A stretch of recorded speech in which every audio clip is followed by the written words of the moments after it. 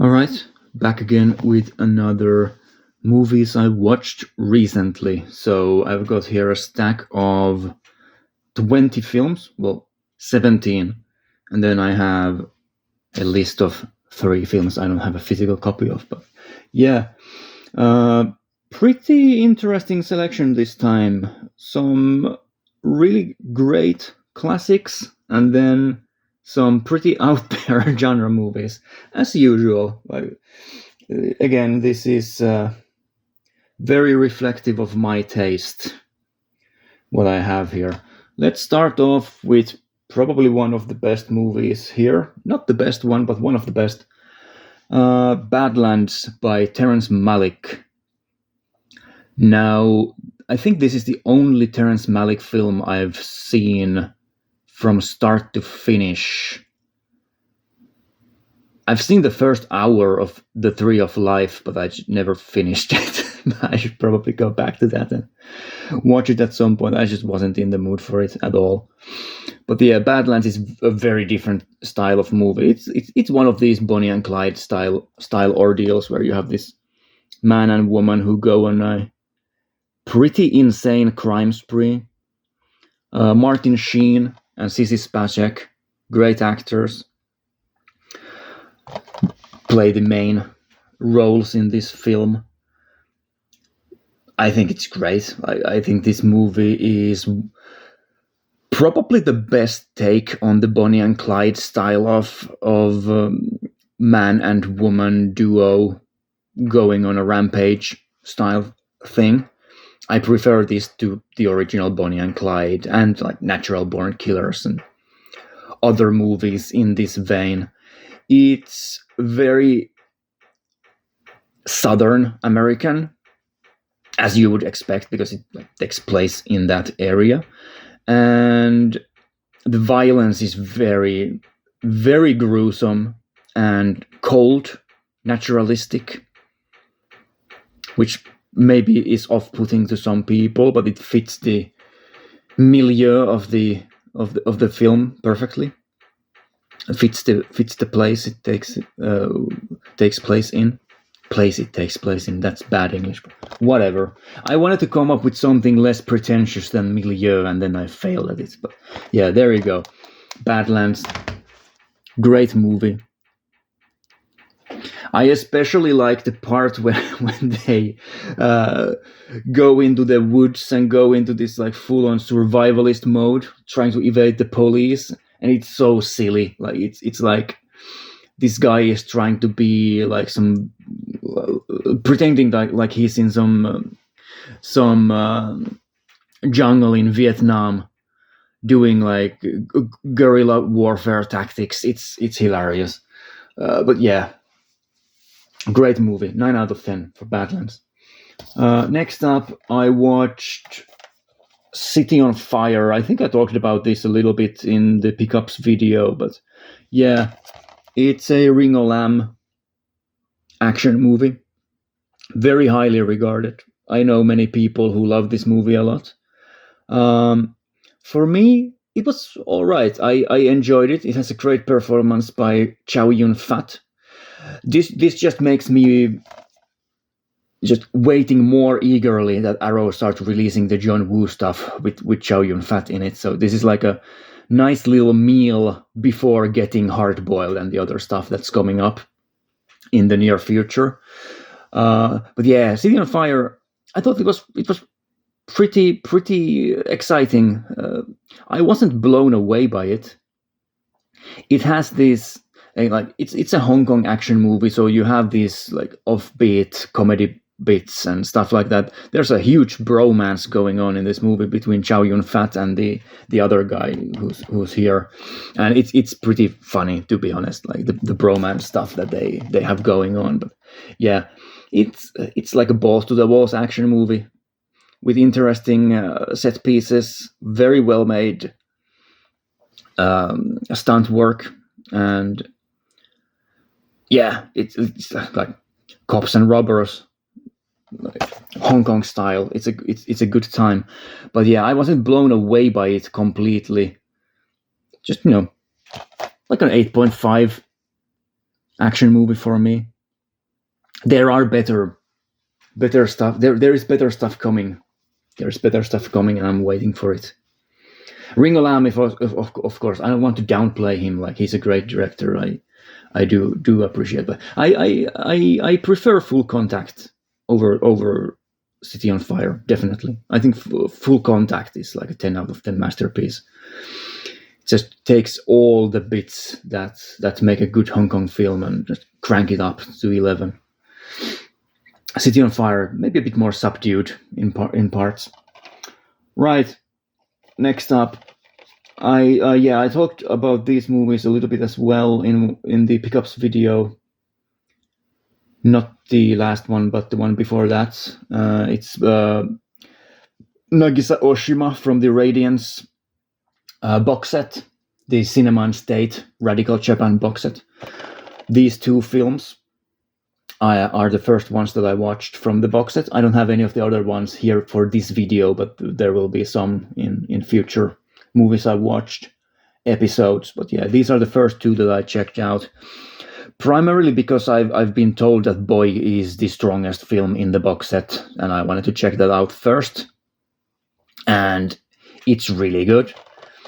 I now know where Hirokazu Koreda got his inspiration from for Shoplifters, because this is basically a similar type of story. You have a family who are committing crimes and like living on the outskirts of society. So yeah, the movie Boy is about a boy, surprise, surprise, whose parents are like abusing him in this sort of a scam crime thing they have going on, where they make either the wife or the boy like kind of walk in front of traffic, and then they blackmail the people who they pretend to be hit by, the drivers. They blackmail them for money and this sort of thing. And it's a really sad movie about this boy who's living in awful conditions with these scumbag parents and just, trying to make the best of it. Very heartfelt, very, very depressing as well, especially like near the end of it. And yeah, you can see it also in the movie, like when winter comes and starts getting more and more snowy. Like that's when things are really fucking sad, man. Yeah, it's a great movie. I by far my favorite Oshima film I've seen so far out of the 5 or 6 that I've seen by him. Yeah, Boy is great. Now, another movie that's very, I would say, controversial is The Man Who Left His Will on Film. And that one I didn't enjoy at all. It's here on the reversible cover. I didn't enjoy The Man Who Left His Will on Film at all. And I know there are many people who feel the same way. It's very experimental.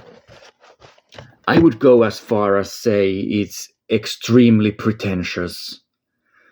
It's this kind of a surreal, non-linear, experimental film about this man who is filming like student protests in 1916's Japan. It's very political, and it's about the footage shot on the film, and it's very strange because you don't really, there's this kind of a thing going on, like the guy who shot the film kind of dies, but he's also there. Like it's difficult to wrap your head around. Like, it's quite obvious what is going on in the movie, but it's difficult to explain without spoiling the whole thing. It's this kind of a loop thing going on with this guy who died, and he's now observing his own death kind of through the lens of the film and of the lens of the camera and the film footage and whatever. It's strange. It's just that I just couldn't get into it at all. It's very off-putting in how it's made. And this just made me wish more and more that Radiance, because they have announced that they are going to release at least another box set of Radical Japan, presumably, movies by a different director. There's also like enough stuff for a second Oshima box set, but I don't know if they would go for that so soon after releasing this set.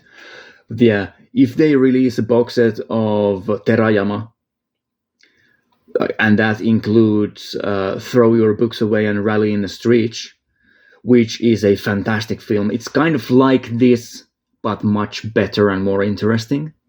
Like this film, The Man Who Left His Will on Film, gave me renewed appreciation for Throw Your Books Away, because I like having suffered through this, which is like it's 90 minutes and it feels like it's 3 hours long. It made me appreciate Terayama's film much more, because that movie is like 2.5 hours long. It feels like an hour. And yeah, I hope Terayama is the next director they go for. But yeah, that's my thoughts on the first two films I watched from this Oshima set. Boy is really good. Highly recommended for anyone who's into Japanese movies. And then the other one is kind of a curiosity for people who are into experimental movies. Right. Next up, a film that is not experimental, but it's just shit. I watched Defcon 4, released by Arrow. This is an old Blu-ray. Unfortunately, not the first print. I don't have the booklet. But yeah, Defcon 4, it's a post-apocalyptic film. It's incredibly low budget and incredibly bad. At first, I was surprised by how low the scores for this movie are, for example, in IMDb, because the opening sections are pretty interesting. Like that's the bit where it's a sci-fi movie, it's a dystopian movie. Like the world has ended and whatever, and the movie starts on this like space station. And it's not really a space station, but it's sort of kind of like a some sort of a space vessel thing. There's a couple of human beings there, and they are observing the Earth, and they realize that, wait a second, there's like a nuclear war going on. And they then come back to Earth, and that's when the movie becomes shit. Like the opening is pretty interesting. If the whole movie is just these guys just being in space, I think the movie would be better, probably. Boring, but better. When they get to Earth, it turns into like a bad comedy, like a parody film of post-apocalypse. You have these bizarre, weird, like tribal people roaming the like nuclear wasteland, and it's just it's so low budget, it's so low quality, and the more you watch it, the less you wish that it would just end. Yeah, it's under an hour and 30 minutes, but it's painful to get through, really, like for real. I cannot recommend Defcon 4 for anyone. Like the action is lame, the actors are lame, the characters are lame, the special effects are laughable, like they are just, cobbled together from whatever they could get their hands on, which I guess kind of fits a dystopian world, but still, it looks awful. It's trying to be like Mad Max, but it's not. So yeah. Oh yeah, I forgot to score The Man Who Left His Will on Film. I would give it a 5 out of 10. It's a curiosity. Defcon 4, I guess it's fair to give it like a low 4. 4 for Defcon 4. There you go. Moving on to better things. The Blood on Satan's Claw. I think this is either the first or the second one that 88 Films released from the Taigon collection. And it's one of the better ones. I enjoyed Blood on Satan's Claw quite a bit. It's a folk horror movie about this woman who is maybe in league with Satan, or maybe she isn't. You will find out if you watch the movie. And it has this very funny, but also surprisingly well made, like kind of like a what is the movie called? Why am I blanking? The 1970s British folk horror movie. The one that Nicolas Cage was in the remake for. Oh my god, why am I blanking? How am I blanking on this? Well, you know the movie that I mean. You know it. You know it. It has a very similar thing going on with this slow-paced build-up towards like a climax that is kind of harrowing.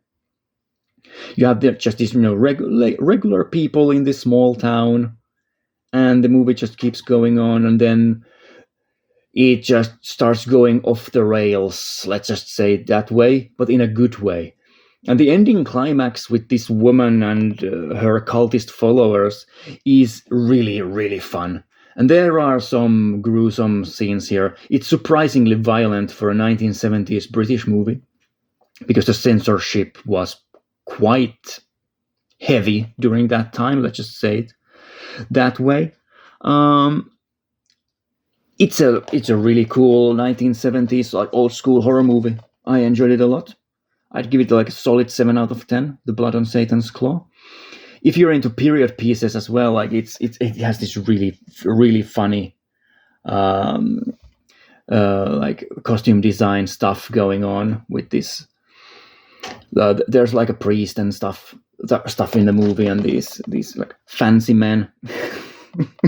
Yeah, it's fun. Yeah, it's a really fun like cult movie, like not just a cult movie with a cult following, but that deals with like cults, with the occult. It's an occult cult.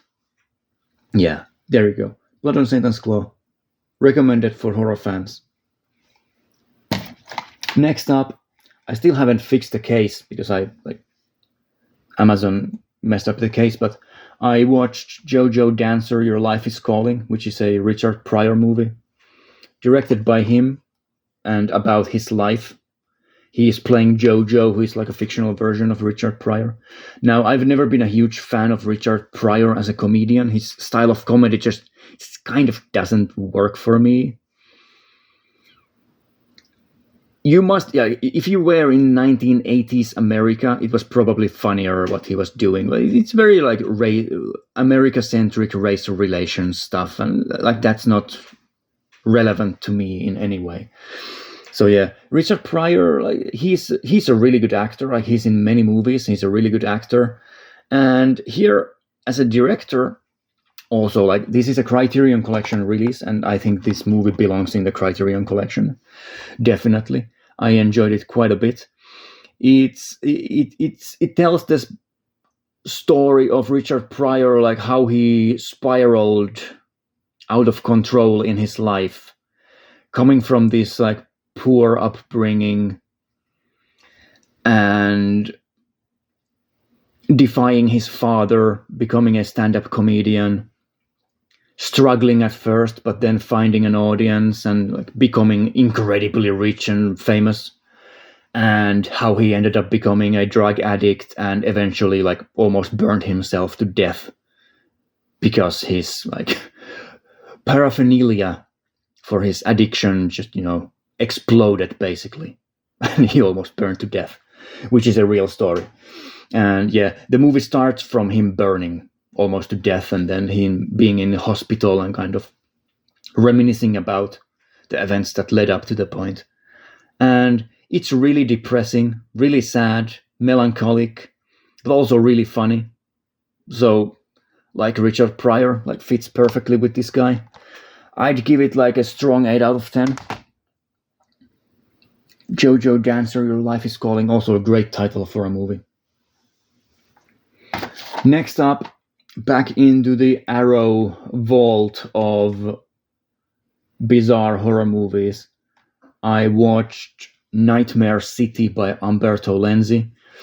Now, the bad thing about this release is that it has two versions of the film.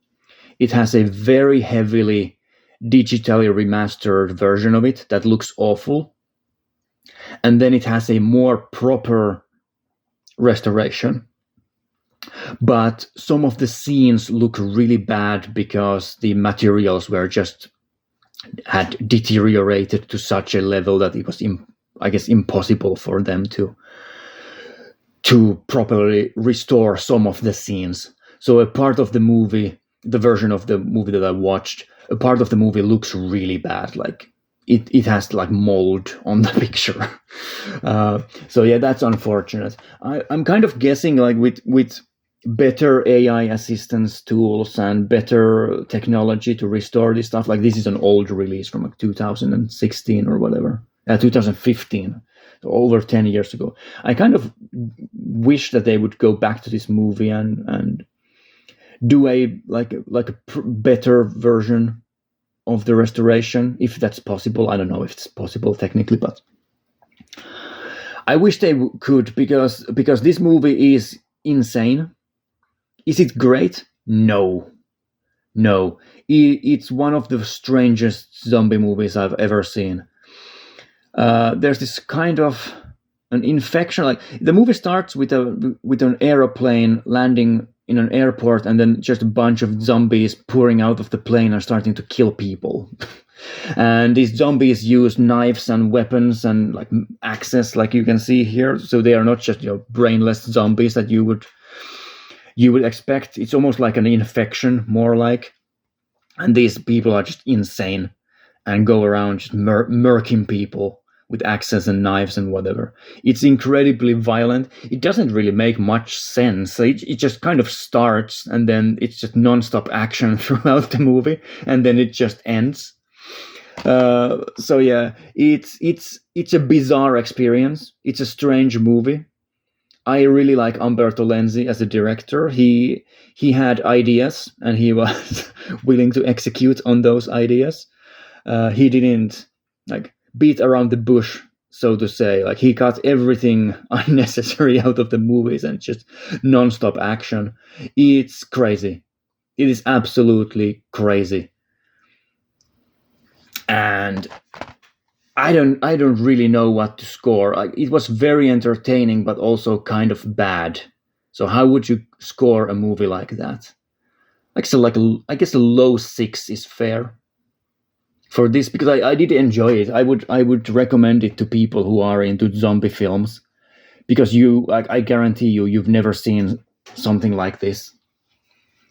Maybe the closest to this sort of like frantic pace and just non-stop action, I guess the closest is like Burial Ground, that I talked about like a couple of episodes ago, I guess, which is another Italian zombie movie. Like that one has also a similar kind of energy to it. But yeah, Nightmare City, what a strange experience. Next up, I watched the second film from this set. I saw the first movie a while ago, probably over a year ago at this point. And I recently went back to this set and watched the second one. So this is the Valiant Red Peony, or Red Peony Gambler series. So these are Yakuza films with this female lead, who's also a gambler. Surprise, surprise. And these movies are pretty damn good. I don't remember much from the first film, unfortunately. I don't think these movies are incredibly memorable, but they are very well made and like very well shot and very well acted. The second movie is a lot of fun. It kind of leans more maybe on the comedy side, especially early on in a film, than maybe the first one did. So you have what is the name of the actor? Does it say here? Is Tomusaburo Wakayama, I guess. It doesn't say so here on the back cover, does it? Nah, it doesn't. But he's also here. He was also in the first movie. As a side actor, he's like this crime boss kind of guy who's madly in love with this main woman, and is kind of like helping her, but he's also a creep who's trying to peek on her when she's undressing and stuff like this. So it's very horny in a typical Japanese style. it has these like comedy side actors, these men who are just creeps, like sex pests, which I guess for a female viewer maybe isn't funny, but it's very typical for this era of Japanese films and Japanese films in general. You have these characters all the time, and it's made in like good fun, I guess. Like this main character is very, very strong. One of the best female leads, I would say, from this era in Japanese films. Her name is Junko Fuji, and then you have Ken Takakura here, who is also fantastic always. You also have the other guy, the other lead guy. What is his name? He's the guy from Big Time Gambling Boss. I'll check it out. Koji Tsuruta. Yeah. So you have Ken Takakura, Koji Tsuruta, Tomisaburo Wakayama, and then you have this female lead, Junko Fuji. I mean, that's just an all-star cast. That's a great cast. And yeah, it's a Yakuza movie. There's action in it to an extent, also gambling, whatever you would expect from a chivalrous Yakuza film. And yeah, it's good. I'd give it an 8 out of 10. It's just a good Yakuza. It's a good Yakuza film. If you like Yakuza movies, you can't go wrong with Red Peony Gambler, really. And as far as I know, the third movie is supposedly even better. And apparently, I've heard that the fifth one is the best in a series by many people who are into this sort of films have told me so. So, looking forward to watching more of these in the future. Yeah. Next up, this is something. It's Rampo Noir, a anthology film from Japan. This is from the early 2000s, right? 2005. It's an anthology film. Now, speaking of movies that are difficult to score, Rampo Noir, what to say about this? It has 4 sections to it, 4 different directors. You can see the names here on the front. There are some really big names here, like Akio Jisoji, and also some really unknown ones, like Suguru Takeuchi. The movie starts with probably the worst section in the movie. It's directed by Suguru Takeuchi.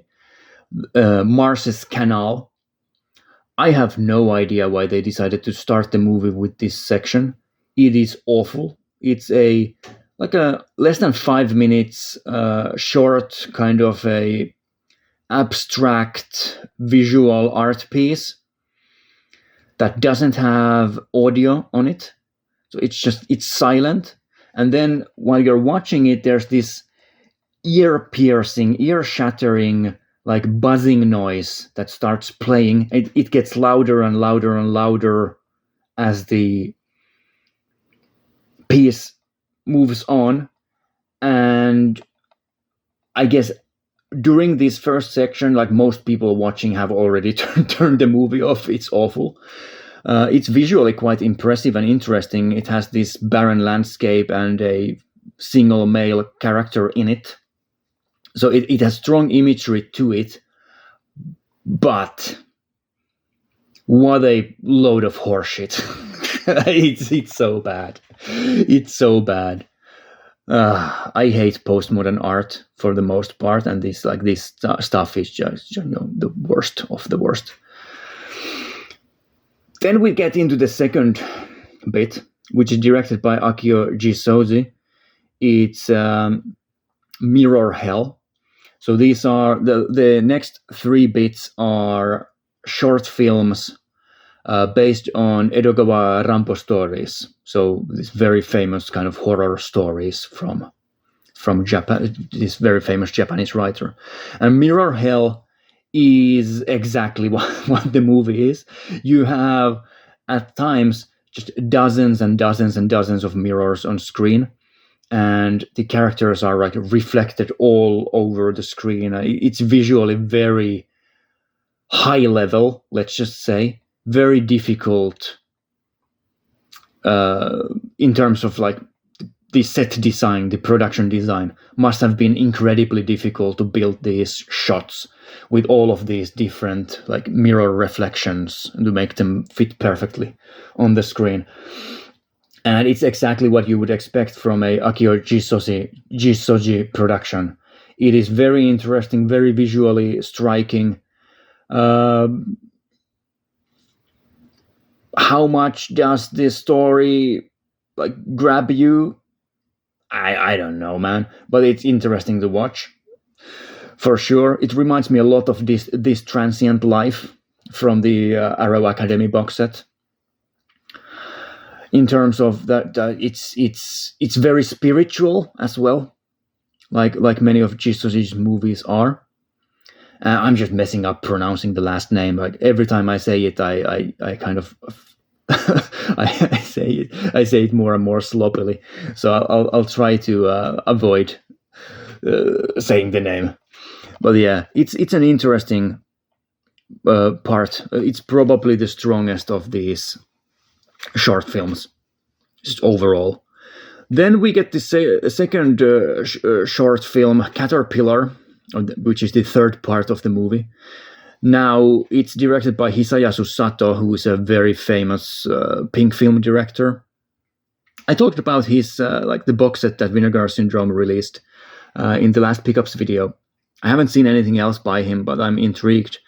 Caterpillar it's not the best version of this story. I think Wakamatsu's full-length movie called Caterpillar is stronger overall. It's the story of this war veteran who comes back from the Sino-Japanese War, completely traumatized, has lost both of his legs and arms, and is just flopping there on the ground like a caterpillar, being like punished by his wife, who is frustrated because she has to take care of this like invalid.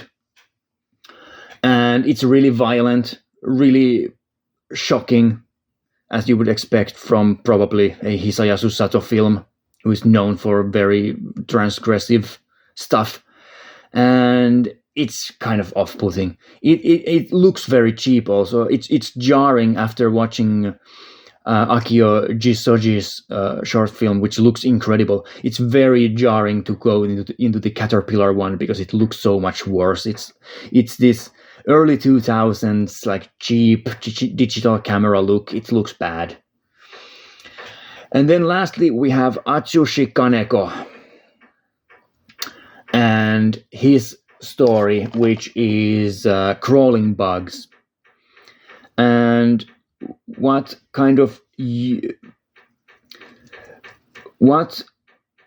works from one story to the other is that they have some of the same actors. So in Crawling Bugs, for example, you have Tadanobu Asano in it. Very famous actor, the guy from Ichi the Killer. Not Ichi, but the Yakuza guy, the guy who blows the smoke through his slit open cheeks. That guy. He's in many of these short films, and he is in Crawling Bugs, the main guy. And he is insane in this movie. One of the best performances I've seen from him. It's absolutely ridiculous. It tells the story of this guy who has some problems with... He's afraid of bugs, and they are crawling everywhere. Let's just put it that way. And it has a very Japanese climax with this ridiculous set design, this sort of fantasy landscape set design, and just, paint everywhere, different colors of paint everywhere. It's insane. And probably the second best part of this movie. The only reason why I would give the Rampo Noir a, let's say, a low 6 out of 10, maybe a high 5 out of 10, is because the ending of this movie is gloriously ridiculous. Just insane ending. And also the Jisoji bit is pretty cool. But yeah, like half of this movie is just boring and bland and bad. just not interesting at all. And then the other parts are very interesting. So it's a movie of two stories really. You have the interesting parts and then the just awful bland parts, and it's very dependent on which director's stuff you're watching. But overall, it's not a complete failure. It's just it's not great.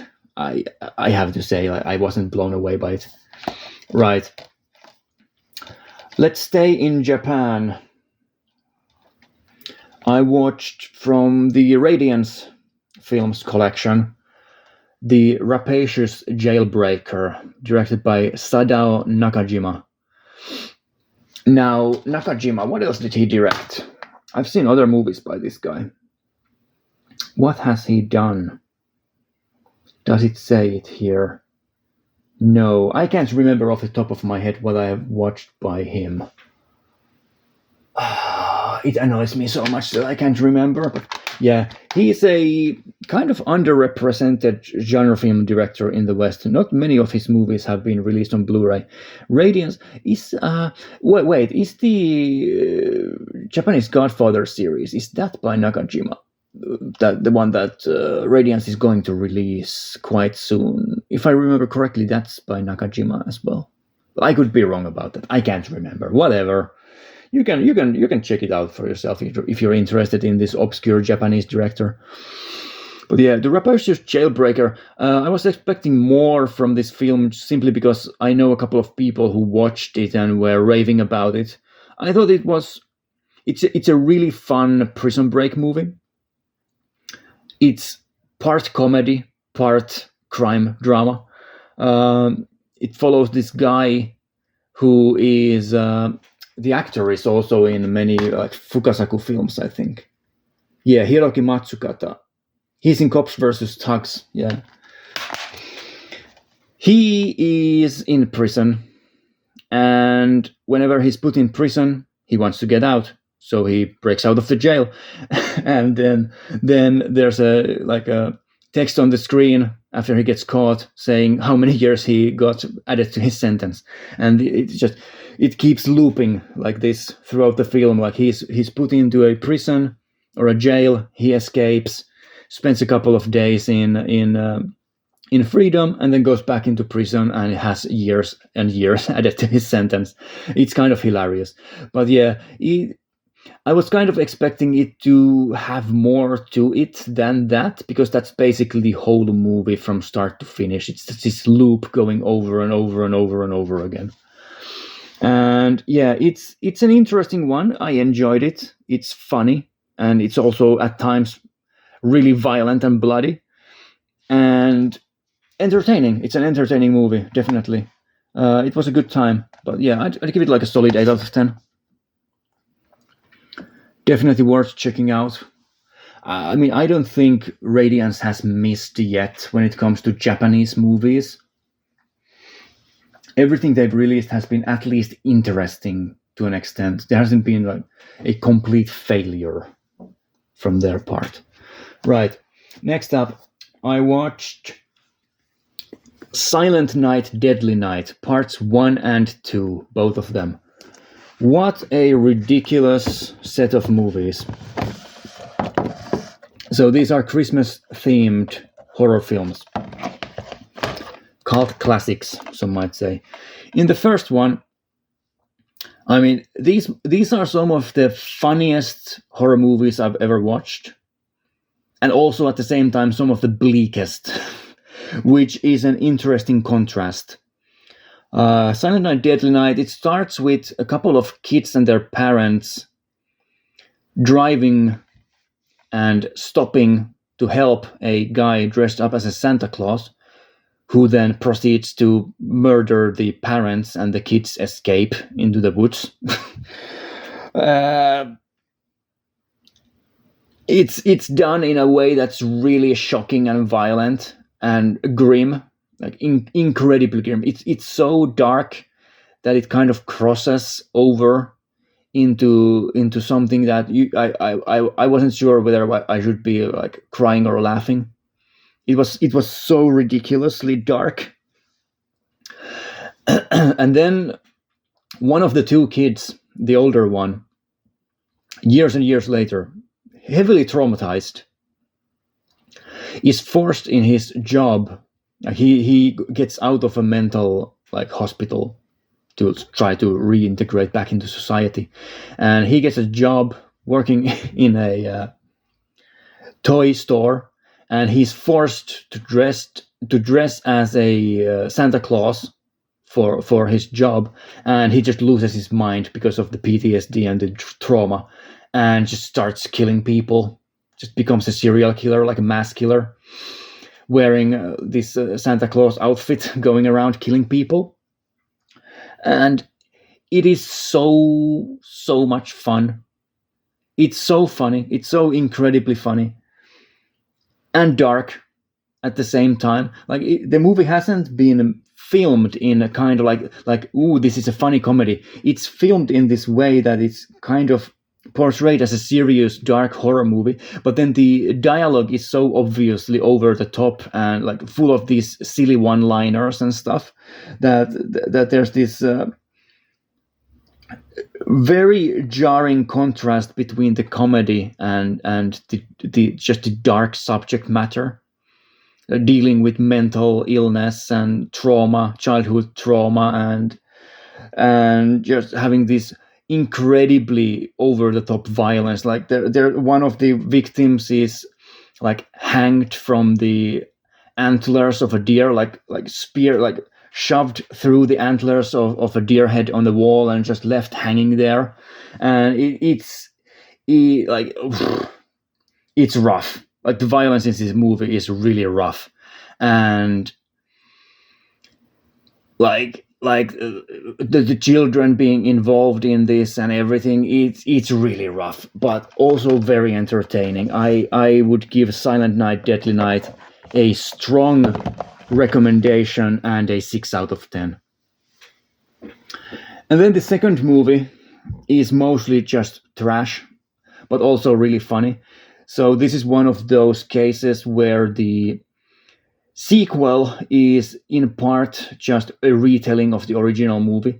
In this one, it is absolutely ridiculous. It's an hour and 20 minutes long, I guess, around that time, or around that length, maybe hour and 30 minutes at the longest. And without exaggeration, 35 to 40 minutes of the movie, from the start, is a retelling of the original movie using just clips from the first movie. It's like The Hills Have Eyes Part 2, but worse. And yeah, why is it a retelling? Because now the younger brother, who was also in the first movie, he is now grown up, and he's retelling the story of his brother, the older brother who's here. He's retelling the story of his brother to a psychiatrist, and then after the retelling, he goes on a rampage. So this is also a rampage movie. It's dumb and silly again, much worse than the first movie. This has one of the great iconic sequences from this series, however, with the garbage time one-liner. This guy is walking around a suburban neighborhood, laughing maniacally at himself with a pistol in hand, just shooting at people randomly. It's from this movie. I wish the whole movie was just new material. It could be a really fun sequel, or as fun as something as dark as this can be, but yeah, it's just not good. I'd give it a 4 out of 10, maybe. It is entertaining. I will give it that. It's more entertaining than Defcon 4, so maybe a 5 out of 10 is possible, but something above that, no way. All right, I have a couple more movies here. I'll try to go through them quickly. I've just been rambling again. Right, The Inspector Wears Skirts 4. I finally got around to watching the fourth movie in this series. It's a Hong Kong action series with female police in most of the main roles, and yeah, I thought the fourth one was pretty fun. It is funny because they don't have barely any of the actors anymore here that were in the original 3 movies, or the first 3 movies. Most of the people here are completely new, but they've written that into the script, like how the original officers from this like police squad, the Banshee squad, whatever it's called, how they have gone on to do better and greater things. And now there are these new recruits and these new police officer women who are just completely inept and just cannot do anything properly. So a part of the movie is like the leaders of this police force trying desperately to get some of the actors from the original movies to come back, but they won't come back to this movie. So there are some actresses here from the original films who have like smaller like cameo roles and stuff like this, and there are also some that have bigger roles. And it's just a funny comedy movie, action movie. I like this series quite a bit. I thought like out of these 4, like the first one is definitely the best, and probably after that I like probably the third one the best. It's the one with the casino stuff in it, I think. Yeah, and this is probably the weakest one in the series, but it's also pretty funny, and it has this really fun, stupid energy to it. It feels almost like a Stephen Chow film at times, with how stupid the comedy bits are. It's just full of these dumb gags. Some of them land, some of them don't. But yeah, so for example, you have this one character from the original films who is now in kind of a mental hospital, and these like they're trying to recruit her back, but they kind of trigger her like PTSD and whatever, like just these dumb gags. Yeah, it's fun. I'd give it like a 6.5, low 7 maybe. It's worth checking out for a 4th movie in a series. Not the worst one out there.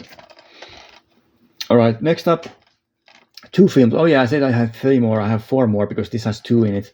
I watched Yasuzo Masumura's Black Test Car, and also there's another movie here called The Black Report. So you have 2 films here. In terms of Masumura, I think Black Test Car is again a very surprising and solid film. It takes place in the auto industry.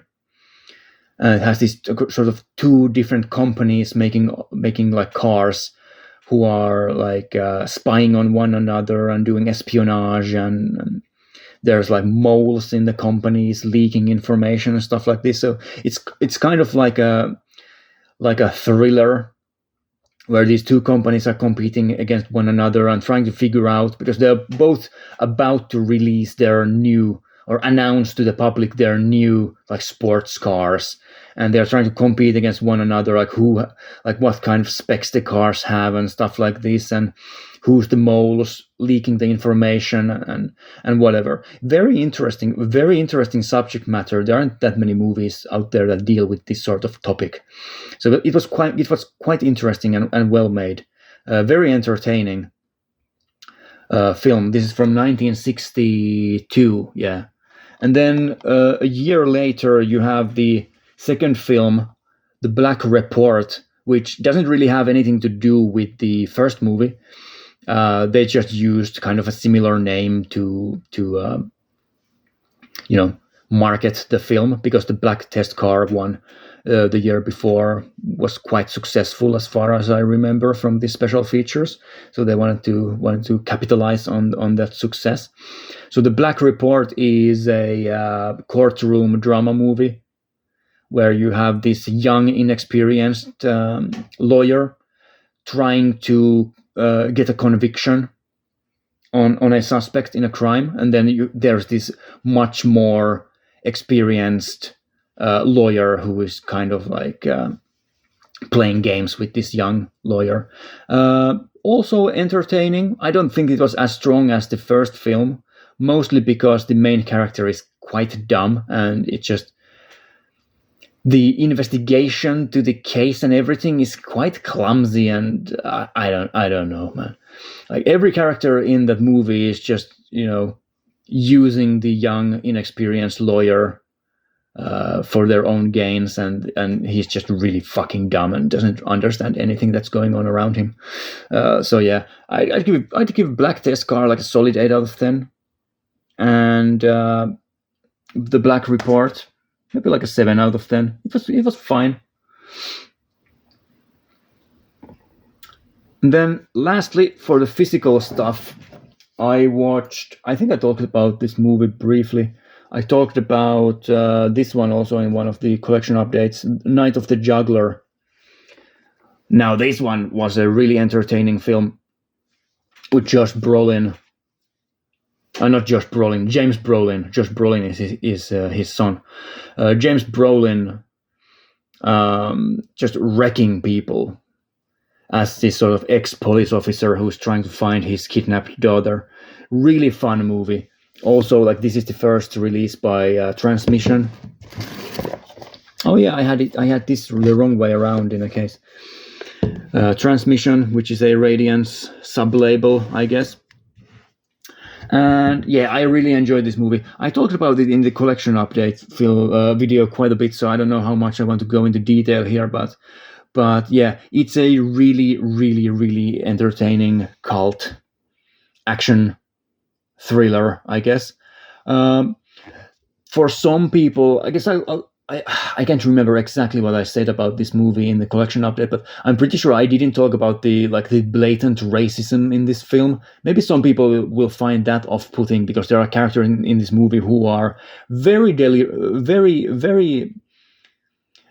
very quick on using some incredibly offensive slurs and don't really mind using them. So it has some dialogue in it that's quite controversial, at least from the point of view of a modern viewership. But, you know, it's a movie from the 70s and it definitely reflects the sensibilities of an earlier decade, let's just say, than 2020s.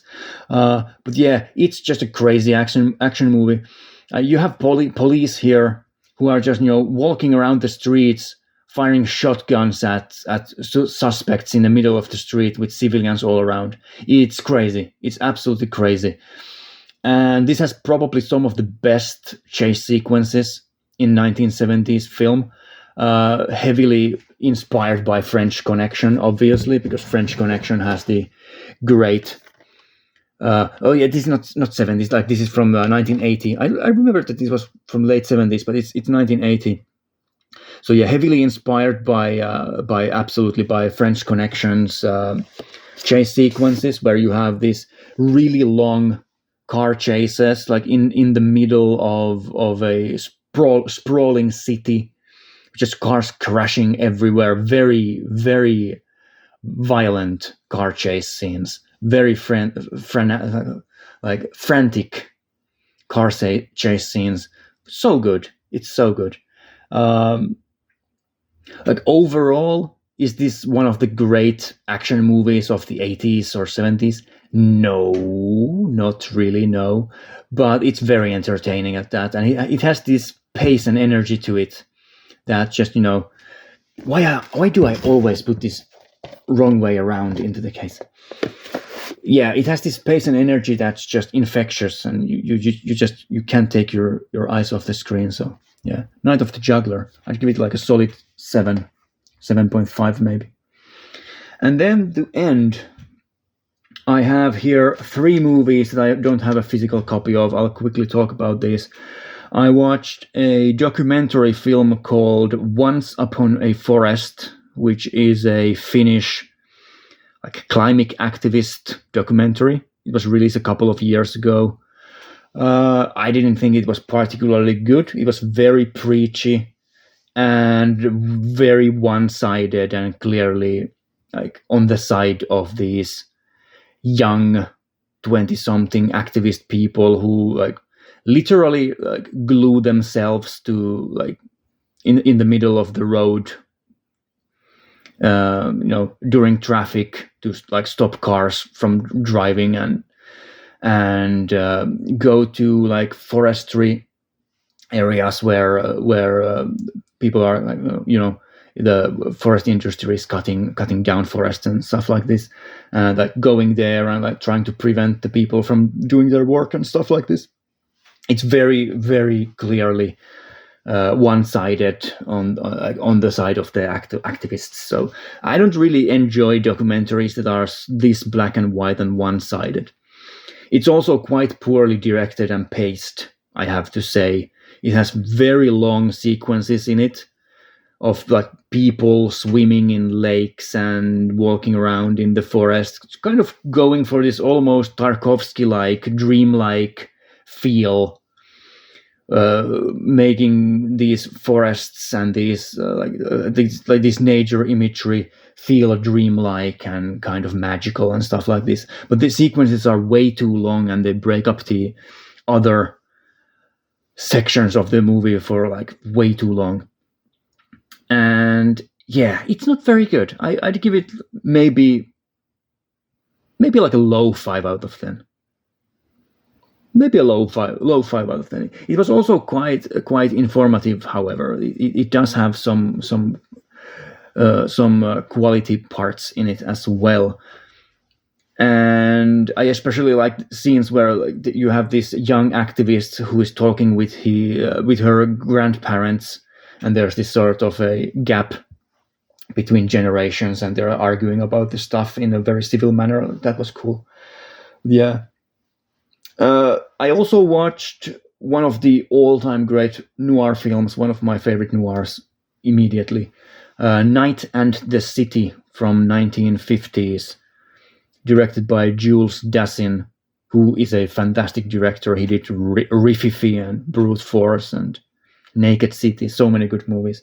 I think Night and the City is his best movie that I've seen so far.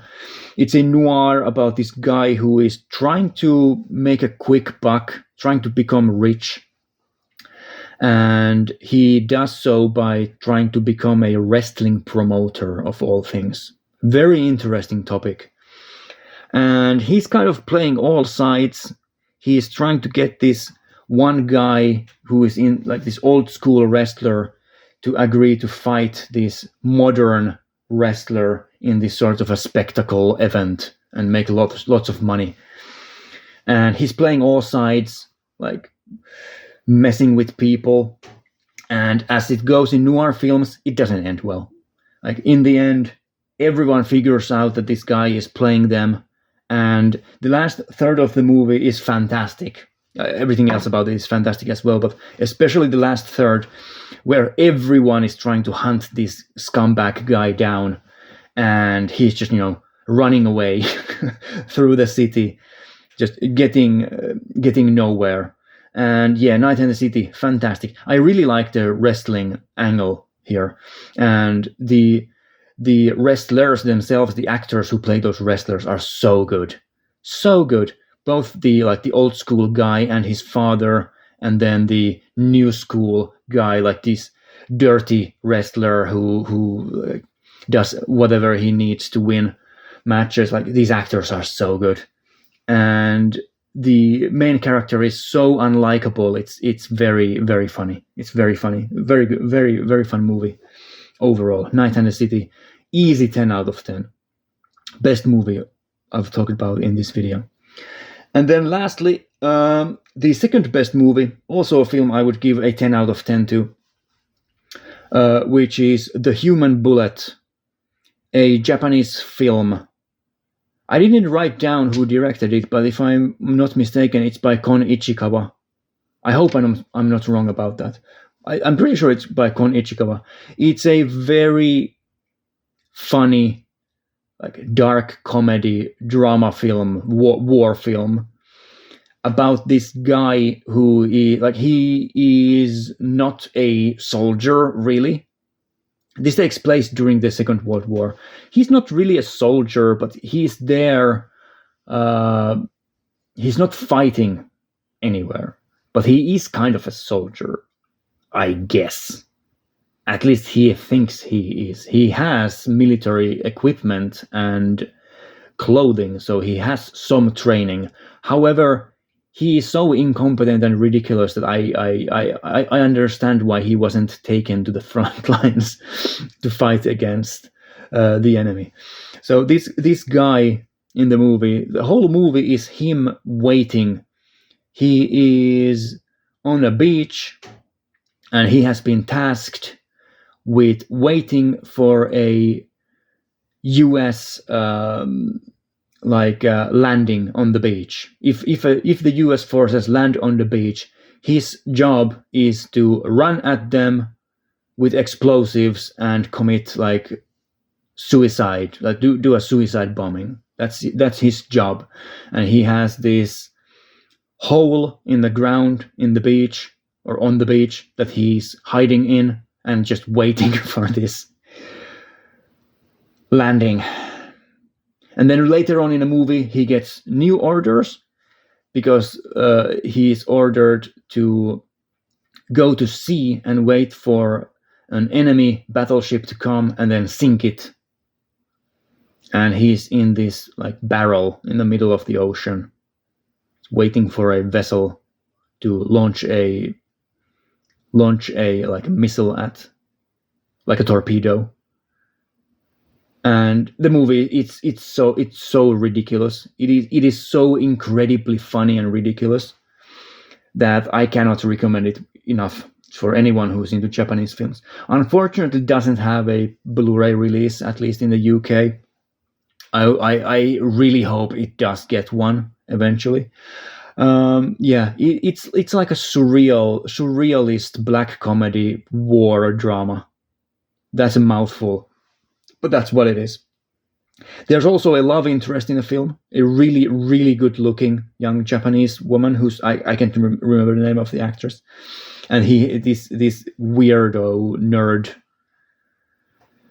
soldier of the emperor, who's also a complete nerd. Like he looks like a nerd. He has this love romance with this young woman which is obviously doomed.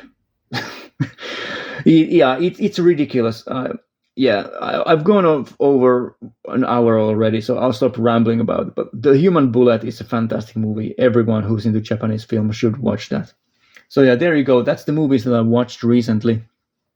I was kind of hoping that I would get through this quickly, but I didn't. But yeah, there you go. If someone's still listening, thanks for listening, and bye.